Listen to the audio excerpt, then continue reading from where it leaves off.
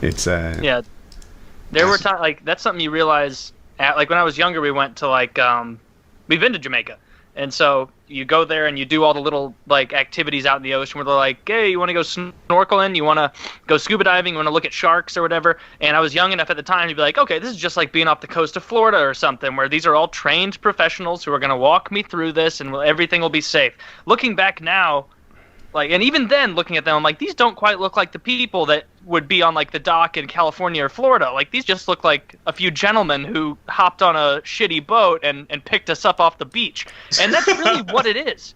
They come to you and they're like, yeah, you're safe to just hop on in right there, man. You are safe. It's like, are you sure? Oh, I've jumped in many times. I've been fine every time. It's like, oh, that's not convincing or helpful.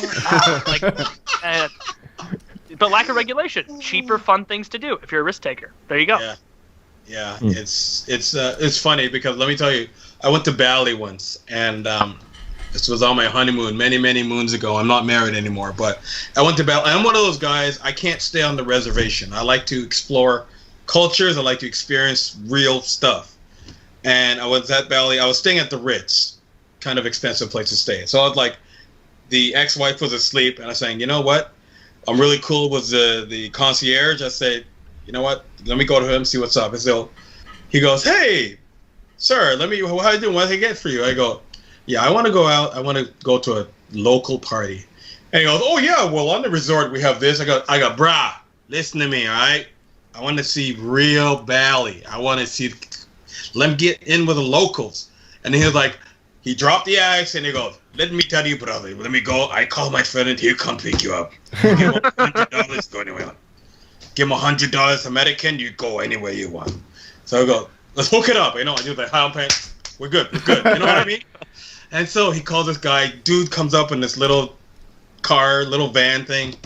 I hook him up with some cash. He goes, all right, man, I take you to a good spot. Okay, you come with me, but don't leave my side, okay?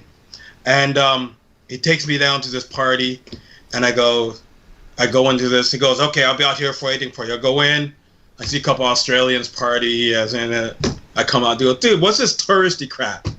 I go, what are you talking about? No. There's white people in there. That's not real. And I go, okay, you come with me and everything. I go, all right, let's go. So he tried to drop you off at a white place first. You're so racist. Yeah, pretty much. Okay. It's a touristy place, right? So I was like, he kept drove for like 45 minutes. Went to this little seedy neighborhood, okay? We went from like, wow, no, I go to this party. I thought it was a party. So I'm walking down there. There's something lost in the translation. Because I'm walking, he goes, here you go. Don't show them your watch. And just keep walking that way. You'll see. I pictured the opening scene, like the scene from Dirty Dancing. Wolf is barely able to hold 2 watermelons as he enters his party.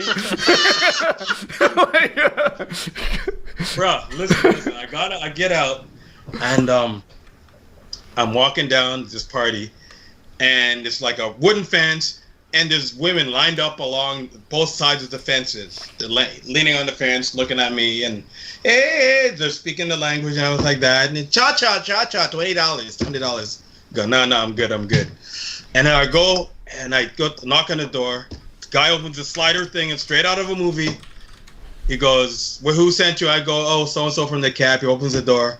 I walk into the party, and there's this underground house music playing, lights, and I see a whole bunch of girls, ridiculously hot girls, like 10s, 12s. This is LA 10, 12s, all right? And this guy is dancing, and I'm not only only North American. I'm like the only black guy these guys have ever seen. And I'm just walking around. I'm kind of like dancing with a couple of girls who want to dance and stuff like that. And then I just see these guys in the wall looking at me like this. Like that. And then this one guy, little guy, comes up to me. Little guy, a couple tattoos ago.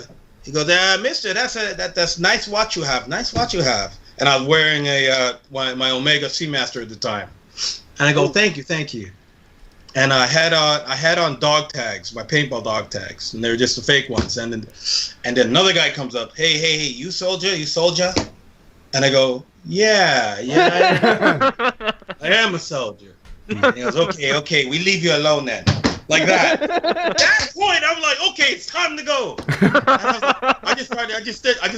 I did the Olympic walk run thing, and he walked out. Hey, good to see you. Have a good night. I turned into a white guy really fast. I'm like, hey, you have a great night.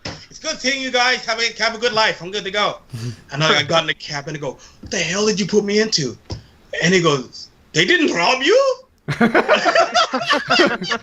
was like, dude, take me back. It's like, I got take me back to the Australians. Yeah. It's like, no, just take me back to the hotel. This is my experience for the day. I'm good to go. And I was like, $100 back. I was like, you know what? He got me out of there alive. I'm good. I'm like, I was cake at that point. But it was something. It was, woo. It's funny some of the stuff you walk out of that you have no idea what you walk into. I'm the exact opposite. You could not have fucking paid me to leave the resort we were on in Jamaica, because from like our room up there, I could look over and be like, wow, you can see abject poverty as far as the eye can see. Yeah, and then you can see those same people having to serve some millionaires down there some watered down rum and cokes. And so there's quite a bit of resentment there. And I do not want to be asking one of those guys to, hook me up with a party out there where I walk around as like some, the one white goober trying to fill myself with culture and like, oh, they'll like me. I just have to go in with an open mind and they'll know that I'm on their team, when really it'd be just robbed immediately. Like look at this dumbass. You got that one braid in your hair with like 3 beads long, like... You got the bongos, you're walking around. Irene! Next thing you know, you're getting shanked like you're in Oz. Like, they're gonna what do they call it? Like air holing you or something, where they do a tracheotomy with a fucking shiv. See, you're not making me want to travel much at all. Like, when you go around people who are that poor, it can be dangerous to even have, $50 in your pocket. I don't want to get beaten up over $50, much less killed. Wolf, I don't know why you had your watch on you. You didn't at least slip it in your pocket? This was before you had smartphones. I actually needed to know the time. Okay. Yeah, you know what I think? I bet you would have taken that watch. I bet the guy who was driving you, who said, like, don't wear your watch, I bet he was hoping you would take your watch off, leave it in the cab, and then he would just leave. Gone.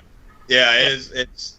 Well, you know what? I don't think he could, because it was like... I think it was the relative... I know, right? It was the relative of the guy who worked at the hotel, so I would have had to, found someone, right? So I was like... But, yeah, I go to Jamaica, I go off reservation. I went to Cuba, I went off reservation, that was fine. Like all over wherever I've traveled, I've done that. That was the first time I was like legitimately. This is a question for Woody and Taylor. Do you think it's easier for Wolf as a black man to do these things he's talking about than us as a Caucasian North American? I feel like a white American we really stick out if we're in a Belizean nightclub. And the music is going on, and like Woody's over there breaking it down. Yeah, like, the running man. They're not going to ask him if he's a soldier. They're just going to take his shoes, and that's going to be the end of it. Yeah. What would I do? I'd be sitting by the bar. Anybody a hockey fan? Anybody want to talk about the Blues? How's your team season going? I feel like Wolf can easily wear the disguise of a local. All he has to do is not talk and act like he belongs. Here's the funny part, though. It depends where you are, because first of all, black guys are scarier looking. Except Russians. Well, it depends. Well, what I'm saying is tracksuits are intimidating. Russians are their own category. Yeah, that's a whole different thing. But black guys I would feel more comfortable doing that there than I would. Like, I would never go backpacking in Europe, like a lot of my Caucasian counterparts have done. What's scary about that? You know what I'm saying? That does make a lot sense. Of things. Okay, so it depends on where and when the situation. I don't know what he's saying. How come I don't get this? What he's saying is, like, if he goes to Jamaica as a black guy, he's gonna have it easier there. We'd have it harder there. If we all take a Russian vacation, it's gonna be way easier for us three to wander around than it's gonna be for Wolf to wander around. Or if we go to anywhere in like Eastern Europe or something, like, it just depends on where you're going, I think is what you're saying, right? Yeah, if one of my friends in college went backpacking through Germany and Sweden and Latvia and whatever. I'm like, okay, you do that, because I can't do that as a solo black guy and do that over there, because, you know what I mean? Yeah. But if I'm in a place, if I'm in Puerto Rico, Woody, really? You don't get that? You don't. You get what he means? Seriously, no one's gonna fuck with you. Because of the implication. I wouldn't be at all scared as a black guy hiking around. I see that from a black guy. I think that you think that being a black guy is like a superpower. Like you know that Wolf can't fly or anything, right? Like he can't bend steel bars. I mean, he's Little an do you know, guy, he can do those things. But I think that Wolf and all of us know that if like 3 Latvian dudes who don't like black people at all see him somewhere talking to some white girl at a cafe, they might follow him out to the alley and gut him. Exactly. Yeah, I if don't he's think that walking actually through happens. the streets of Moscow and a bunch of guys in tracksuits hammered with shattered vodka bottles are in their hands, they can look at him and go, that guy does not have a lot of friends around here, and he's clearly just looking around. Eastern Bloc guys, Polish guys, those guys are hardcore, man. They don't, mess around. It's like, and I know a lot of guys from different sides of the street, but there's serious stuff that happens that I would not test. If you go full on Eastern Bloc, I'm starting to appreciate the danger. But we said Germany, which I picture like, the West Germany side. Yeah, where that woman UK was shedded to death last week. A nice place like Germany. I wouldn't want to go to Germany right now. It happens everywhere, man. Yeah, now is not the best time to be visiting Germany. I'm sure their tourism numbers are down because not a lot of I bet people are coming to see the show. I'm saying in general, as a black dude, it's easier to go to certain places than other because, when I went to China, I'd be more intimidating there than I would be in one of the European places I was talking about. Yeah, does that make sense? Yeah, I Chinese still would people like are to go very somewhere racist, where apparently. I'd like to go somewhere where I'm much taller than everyone else. I feel like maybe Japan or Taiwan or somewhere like that would be cool. North Korea.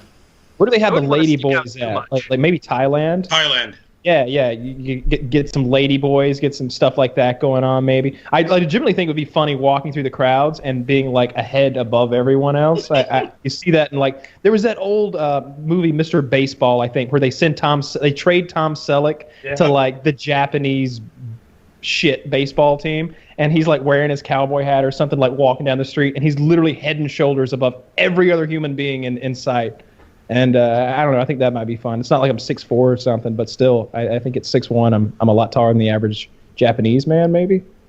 Yeah, I'm sure you are. But even then, like Japanese people, they got the Yakuza, right? They got some dangerous fuckers. You don't want to be like some gangly white fucker just traipsing around Tokyo. No, but Yakuza does not go after random people like that. Like it's the same as the Italian mob. They're not just going to go after random people.